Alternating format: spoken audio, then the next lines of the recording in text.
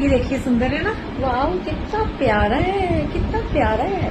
देखो मुझे क्रोशिया तो आता है पर मुझे ये फूल नहीं बनाने आते, तो मुझे सिखाओगी? हाँ जरूर। चलो ठीक है, मैं क्रोशिया सीख। ऐसे करो, ये लो वूल। ओके ऐसे करो, सबसे पहले ना मैजिक सर्कल बनाओ। सर्कल तो बना हुआ है, मैजिक क्या है? ये देखो गोल गोल बना हुआ है सर्कल, इसका कैसे अच्छा करना है? ऐसे करो, ये रहने दो। आप चेन्स बनानी आती है?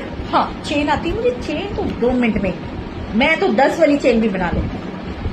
अच्छा ऐसे कीजिए, 4 चेन बनाइए। ओके 1 2 3 4। ये क्या बनाया? ये चेन है, चेन में से इसको निकालेंगे गोल गोल सर्कल। ये चेन है? मुझे तो यही आता है, ऐसा आपको आता है क्रोशिया? ऐसा ही आता है, ऐसा ही था मतलब